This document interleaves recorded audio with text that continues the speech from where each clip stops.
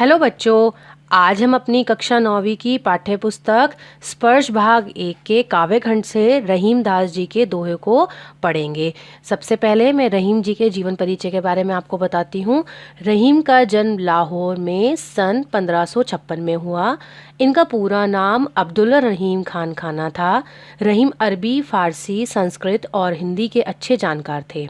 रहीम की प्रमुख रचनाएं रहीम सतसई, श्रृंगार सतसई, मदनाष्टक, रास पंचाध्यायी, रहीम रत्नावली, बरवे, भाषिक भेद वर्णन, ये सभी कृतियाँ जो हैं इनकी रहीम ग्रंथावली में सम्मानित हैं।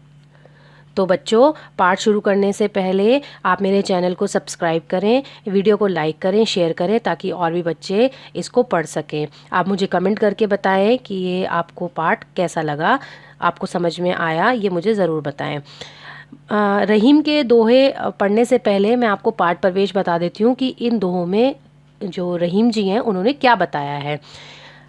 प्रस्तुत पाठ में रहीम के नीतिपरक दोहे दिए गए हैं। यहाँ दिए गया हर एक दोहा हमारे जीवन की किसी न किसी स्थिति से जुड़ा हुआ है।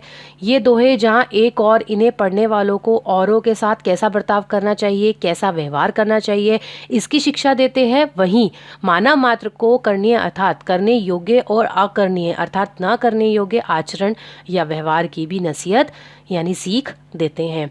इन दोहों को एक बार पढ़ लेने के बाद भूल पाना संभव नहीं है और हमारे जीवन की विभिन्न स्थितियों का सामना होते ही इनका किसी को भी याद आना लाजमी है, जिनका इसमें चित्रण है।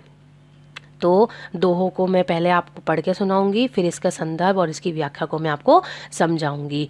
तो पहला दोहा पढ़ते हैं बच्चों। रहीमन धागा प्रेम का मत तोड़ो चटकाए, टूटे से फिर ना मिले मिले गांठ पर ही जाए।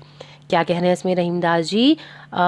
इसमें संदर्भ देखिए। पहले प्रस्तुत दोहा हमारी पाठ्य पुस्तक स्पर्श भाग 1 काव्यखंड के पाठ दोहे से लिया गया है और ये दोहे रहीम जी द्वारा लिखे गए हैं। हम हर दोहे में यही संदर्भ लिखेंगे, तो इसलिए मैं एक में लिख रही हूँ, बाकी आप सब इसी को देखकर संदर्भ को लिख लीजिएगा। अब इसकी देखिए जरा व्याख्या पढ़ते हैं। चटकाए शब्द आया है पहली लाइन में। चटकाए का मतलब होता है झटके से तोड़ना। लास्ट में है परी जाए मतलब पड़ जाती है। तो क्या कह रहे हैं रहीमदास जी कि प्रेम का बंधन किसी धागे के समान होता है जिसे कभी भी झटके से तोड़ना नहीं चाहिए, बल्कि उसकी हिफाजत करनी चाहिए, उसे ध्यान से रखना चाहिए, क्योंकि यदि कोई धागा एक बार टूट जाता है तो फिर उसको हम जोड़ नहीं सकते। यदि हम उसको जोड़ने की कोशिश भी करते हैं तो उस धागे में गांठ पड़ जाती है। यानी यदि हम किसी धागे को दोबारा से जोड़ने की कोशिश करें तो वो जुड़ तो जाएगा लेकिन उसमें गांठ पड़ जाती है, यानी वो पहले के समान नहीं रहता। तो किसी से भी रिश्ता यदि एक बार टूट जाए तो उसे दोबारा नहीं जोड़ा जा सकता, उसमें कहीं ना कहीं दरार या खटास आ ही जाती है। तो हमें अपने संबंधों को मधुरी बना के रखना चाहिए। दूसरा दोहा देखिए। रहीमन निज मन की विथा मन ही राखो गोए, सुनी अठले ही लोग सब बाटी ना लेह कोए। क्या कह रहे हैं इसमें? देखिए कठिन शब्द देखिए पहले इसके। निज, निज का मतलब होता है अपना। मन की बिथा, बिथा मतलब दर्द। सुनी अठलेही, अठलेही का मतलब होता है मजाक उड़ाना, हंसना किसी पर। बाटी मतलब बांटना, कोई मतलब कोई। तो क्या कह रहे हैं रहीमदास जी कि अपने दर्द को दूसरे से छुपा कर ही रखना चाहिए, यानी अपने दर्द को किसी को कहना नहीं चाहिए। जब आपका दर्द किसी अन्य को पता चलता है तो लोग उसकी मजाक ही उड़ाते हैं, कोई भी आपके दर्द को बांट नहीं सकता। मतलब कि क्या कह रहे हैं इसमें कि जब हम दुखी हैं, परेशान हैं, तो यदि हम किसी को अपना दुख कहते हैं तो वो हमारी मजाक उड़ाता है दूसरा व्यक्ति, तो हमें उसको नहीं कहना चाहिए, अपने दुख को अपने तक ही रखना चाहिए। तीसरा देखिए। एके सादे सब सदे, सब सादे सब जाए, रहीमन मूली सींच बे फूले फले अघाए। क्या कह रहे हैं इसमें कि एक बार में कोई एक कार्य ही करना चाहिए। इसमें कठिन शब्द देखिए बच्चों पहले, जैसे कि एक सादे, एक साधने से मलई मतलब है जो सेकंड लाइन है इसकी, मले मतलब जड़ में, सींचे में मतलब सिंचाई करना, अघाए मतलब लास्ट का जो शब्द है अघाए मतलब तृप्त, तृप्त हो जाना। तो अब व्याख्या दोबारा से सुनो। क्या कह रहे हैं? एक बार में कोई एक ही कार्य करना चाहिए। एक काम के पूरे होने से कई कार्य अपने आप ही पूरे हो जाते हैं। यदि एक ही साथ आप कई लक्ष्य को प्राप्त करने की कोशिश करेंगे तो कुछ भी हाथ नहीं आता। ये वैसे ही है जैसे जड़ में पानी डालने से ही पौधे में फूल और फल आते हैं। देखिए इसमें क्या है, मतलब कि जब हम एक समय में एक ही काम करें तो वो अच्छे से पूरा होगा और उसके साथ कई काम पूरे हो जाते हैं। क्योंकि जिस तरह से हम पानी को जड़ में डालते हैं तभी तो फूल और फल आते हैं। यदि हम इधर उधर डालेंगे, अपने कार्य से भटक जाएंगे, तो हमारे लक्ष्य भी प्राप्ति नहीं होगी और हमारा जो कार्य हम कर रहे हैं वो भी अधूरा रह जाएगा। अगला देखिए, चित्रकूट में रमी रहे रहीमन अवध नरेश, जा पर विपदा पड़त है सो आवत यह देश। चित्रकूट जगह का नाम है। अवध मतलब, अवध नरेश मतलब अवध में रहने वाले जो राजा थे। विपदा, विपदा मतलब आपत्ति।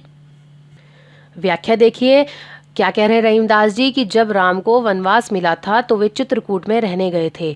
चित्रकूट घनघोर वन में होने के कारण रहने लायक जगह नहीं थी। ऐसी जगह पर वही रहने जाता है जिस पर कोई भारी विपत्ति आती है। यानी भगवान पर भी देखो विपत्ति का समय आया था तो भगवान भी ऐसी जगह जाके रहने लगे थे जहाँ कोई रहना नहीं चाहता, इतना घनघोर जंगल था। तो विपत्ति के समय में हमें धैर्य से काम लेना चाहिए और हमें हर भारी विपत्ति को तभी हम दूर कर सकते हैं जब हम अपने साहस और धैर्य के साथ उसका सामना करें। अगला देखिए, धीरज दोहा अरथ के आखर थोरे आही, जोई रहीम नट कुंडली सिमटी कुदी चढ़ी जाही। क्या कह रहे हैं इस दोहे में कि इसमें कठिन शब्द देखिए, अर्थ मतलब अर्थ के, आखर मतलब अक्षर, थोड़े मतलब थोड़े कम शब्द में, शब्द मतलब थोड़े थोड़े कम शब्दों में, और सिमटी कूदी मतलब सिमट जाता है। तो क्या कह रहे हैं इसमें, किसी भी दोहे में कम शब्दों में बहुत बड़ा अर्थ छिपा होता है। ये वैसे ही होता है जैसे नट की कुंडली होती है। नट अपनी कुंडली में सिमट कर तरह तरह के विस्मयकारी करतब दिखा देता है। नट होता है जो सर्कस में हमारे जो करतब दिखाता है, तो वो अपनी कुंडलियों में सिमट कर तरह तरह के हमें करतब दिखाता है। मतलब होता बहुत छोटा सा है लेकिन बहुत बड़े बड़े करतब कर जाता है। इसी तरह से रहीमदास जी ने दोहों को कहा है कि दोहा बहुत कम शब्दों में होते हैं लेकिन इतनी गहरी बात कह जाते हैं, इनमें इतना गहरा अर्थ छिपा हुआ होता है कि वो हमें जिंदगी भर की सीख दे जाते हैं। अगला देखिए, धनी रहीम जल पंख को लघु जियाए पियत अगा, उददी बढ़ाई कौन है जगत पियासो जाए। कीचड़ में पाए जाने वाला थोड़ा सा पानी ही धन्य है, क्योंकि उस पानी से कितने छोटे छोटे जीवों की प्यास बुझती है। क्या कह रहे हैं, पंख, पंख मतलब होता है छोटा, पंख मतलब कीचड़, धनी मतलब धन्य है, लघु मतलब छोटा, उर्दी मतलब सागर, प्यासो मतलब प्यासा। क्या कह रहे हैं रहीमदास जी कि कीचड़ में जो पाया जाने वाला थोड़ा सा पानी है वो बहुत अच्छा होता है क्योंकि छोटे छोटे जीवों की प्यास बुझा देता है। लेकिन उसके विपरीत सागर का जो जल है विशाल होता है, बहुत ज़्यादा होता है, लेकिन फिर भी उसका विशाल होना भी व्यर्थ है क्योंकि वो किसी की प्यास को नहीं बुझा सकता। यानी छोटा होने पर भी कीचड़ जो है किसी के काम आ जाता है और समुद्र इतना बड़ा और विशाल होने पर भी किसी के काम नहीं आ सकता। अगला है, नाद रिजि तन देत मृग नरधन हेत समेत, ते रहीम पशु से अधिक रहीजू कछु ना देत। क्या कह रहे हैं इसमें कि हिरण किसी के संगीत से खुश होकर अपना शरीर न्यौछावर कर देता है। रीति मतलब संगीत, नाद मतलब संगीत, रीति मतलब रीझ जाता है, तन मतलब अपना शरीर और मृग मतलब हिरण। तो हिरण क्या करता है, किसी भी संगीत से खुश होकर अपना शरीर न्यौछावर कर देता है। इसी तरह से कुछ लोग दूसरे के प्रेम से खुश होकर अपना सब कुछ दे देते हैं, लेकिन कुछ लोग पशु से भी बदतर होते हैं। रहीजो कछु ना देत, वो दूसरों को कुछ भी नहीं देते और बदले में दूसरों से तो बहुत कुछ ले लेते हैं लेकिन बदले में उनको कुछ भी नहीं देते। तो अब देखिए बच्चों, अगला देखिए, बिगड़ी बात बने नहीं लाखों करे किन कोई, रहीमन फाटे दूध को मथे न मक्खन होई। इसमें क्या कहना है, बिगड़ी, बिगड़ी मतलब जो बात एक बार बिगड़ जाए। लाखों करो, लाखों करो मतलब लाखों लाखों जतन कर लो। रहीमन फाटे, फाटे मतलब फटना। तो क्या कह रहे हैं रहीमदास जी कि कोई भी बात यदि एक बार बिगड़ जाती है तो वे दोबारा से नहीं बनती, चाहे लाख कोशिश करें उस बात को हम ठीक नहीं कर सकते।